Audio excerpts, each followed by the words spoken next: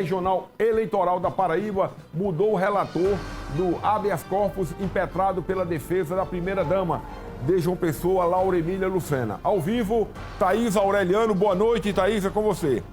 Rota da Notícia.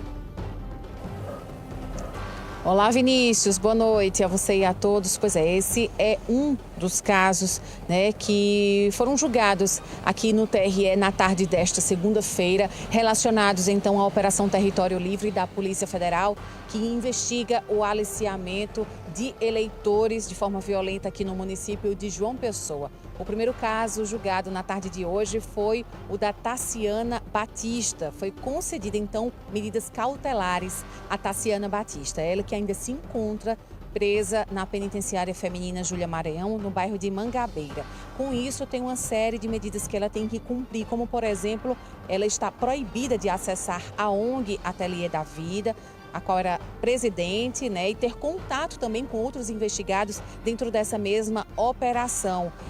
Dentro dos autos consta que ela, sob influência dessa ONG no bairro São José, ela então aliciava esses eleitores lá na região. Se utilizava então desse local para aliciar os eleitores, tanto que o local foi também alvo de busca e apreensão por parte da PF.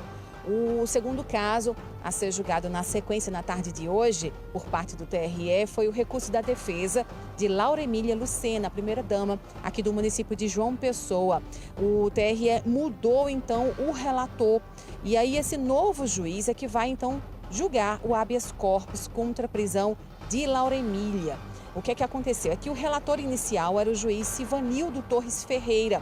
E aí o magistrado remeteu o processo para o juiz Bruno Teixeira de Paiva, que já havia, então, relatado outros recursos dentro do âmbito dessa operação Território Livre, como, por exemplo, o caso da vereadora Raíssa Lacerda. E aí a corte, em votação por 4 votos a 3, definiu que a relatoria deveria ficar com o juiz inicial, o Sivanildo Torres Ferreira. E aí ele vai analisar, então, de forma monocrática ou ainda colegiada, o pedido de liberdade da primeira-dama. Se for colegiada, a previsão é que na próxima quarta-feira, que está tendo sessões aqui de julgamentos no TRE, segundas, quartas e sextas, diferente de períodos anteriores, que terça e quinta-feira. Então, um dia a mais durante esse período eleitoral para se vencer toda a pauta. Com relação a esse caso da primeira-dama de João Pessoa, a gente conversou com o advogado de defesa, o Walter Agra, que tem mais informações. Veja.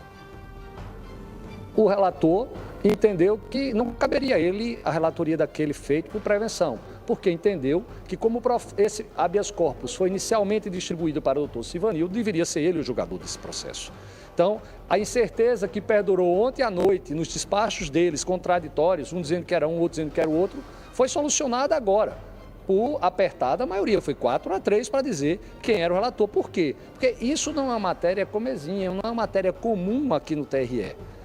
Então, agora foi realmente decidido se esse tipo de processo, diante do que tinha acontecido, gerava ou não a prevenção. E atentem os senhores que temos anos e anos de processo e apenas em 2020, a partir de 2020, que o Supremo começou a definir essas balizas e essas balizas foram aplicadas agora.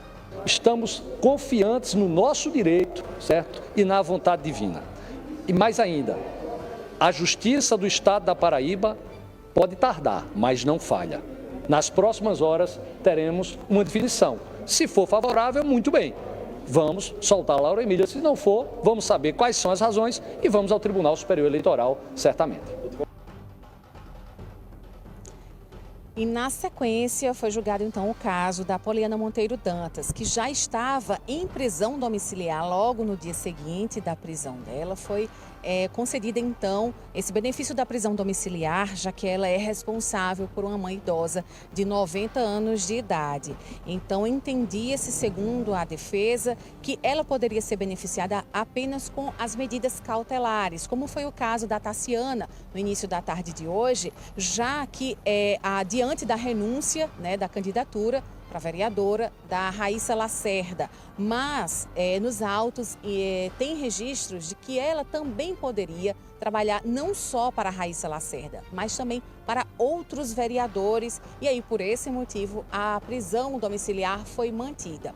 Quem conversou com a gente foi o advogado de defesa, Aécio Farias, que também atualizou um pouco do caso da vereadora Raíssa Lacerda, já que também é cliente deste mesmo advogado. Veja.